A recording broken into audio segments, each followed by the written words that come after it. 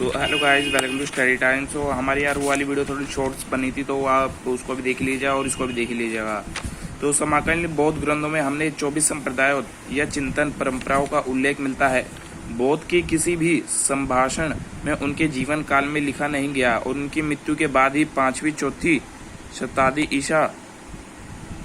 ईस्वी में उनके शिक्षकों ने ज्येष्ठ एक सेकंड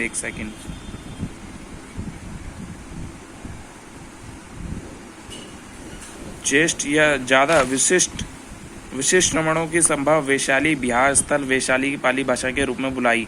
बौद्ध ग्रंथ त्रिपिटक, जिन्हें 3 टोकरियां भी कहा जाता है, वैशाली में ही बुद्ध की शिक्षाओं को संकलन किया। विनय पिटक में संघ में बौद्ध के मठों में रहने वाले लोगों के लिए नियमों का संग्रह है। सुत्त पिटक में बौद्ध की शिक्षाओं का संग्रह है। अभिधम पिटक में बौद्ध के धर्म के दर्शन से जुड़े विषयों का संग्रह है। अब इनके और भी की पॉइंट्स पढ़ेंगे। अब बौद्ध धर्म श्रीलंका जैसे नए इलाकों में फैला। द्वीप का इतिहास, महावंश, महान इतिहास जैसे क्षेत्रों में विशेष में बौद्ध इतिहासों का लिखा गया। फाशियान, सुमेंगतियांग, तसियांग जैसे तीर्थयात्री बौद्ध ग्रंथों की खोज में चीन से भारत आए। आजीवक परंपरा, जिनके नियंत्रवादी कहा जाता है, ऐसे लोग जो विश्वास करते हैं कि सब कुछ पूर्व निर्धारित है। मखली गोसल इस परंपरा के उपदेशक थे। दूसरी परंपरा लोकया थी, जिन्हें सामान्यतः भौतिकवादी कहा जाता है, और इस परंपरा में उपदेशक अजिति केशम का बलिनन थे।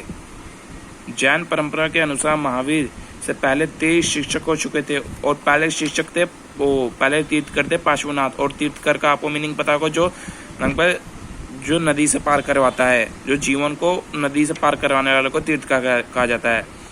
तीर्थकर महापुरुष, जो पुरुषों को महिलाओं को जीवन की नदी से पार पहुंचाते थे। जैन अहिंसा के सिद्धांत ने संपूर्ण भारतीय चिंतन की परंपरा को प्रभावित किया। जैन साधु और साध्वी 5 व्रत करते थे। हत्या ना करना, चोरी ना करना, झूठ ना बोलना, ब्रह्मचर्य का पालन करना, धन संग्रह ना करना, और संत चरित्र और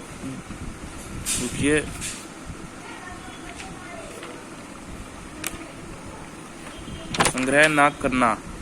और बौद्ध के बचपन का नाम सिद्धार्थ था, जो संख्य कबीले के सरदार के बेटे थे। संत चरित्र में किसी संत या धार्मिक नेता का जीवन को कहते हैं संत चरित्र। बुद्ध क्रमश एक वृद्ध व्यक्ति को, एक बीमार और एक लाश को देखकर गहरे सदमे में पहुंच गए थे, और एक सन्यासी के जीवन को उनका जीवन बदल गया। बुद्ध की शिक्षा सुत्त पिटक में दी गई है, कहानी के आधार पर पुनर्निर्मित किया गया। बौद्ध दर्शन के अनुसार विश्व अनित्य और लगातार बदल रहा है, और आत्मविहीन आत्मा है, क्योंकि यहाँ कुछ भी स्थायी तथा शाश्वत नहीं है, और दुनिया क्षणभंगुर है, और जो घोर तपस्या और विश्वास करते के बीच मध्यम मार्ग अपनाकर मनुष्य दुनिया को दुखों के मुक्ति पा सकता है। बुद्ध का मानना था कि समाज का निर्माण इंसानों ने किया था, न कि ईश्वर ने। बौद्ध परंपरा के अनुसार अपने शिष्य के लिए बौद्ध अंतिम निर्देश था, तुम सब अपने खुद ही ज्योति बनो, क्योंकि तुम्हें खुद ही अपने मुक्ति का रास्ता ढूंढना है। सो चलिए गाइस, हम यहीं तक ही अपना कंप्लीट करते हैं। आगे हम आपको एमसीक्यूज और इसके अगले वाला की पॉइंट्स भी बताएंगे। So welcome to thanks for watching my video study time.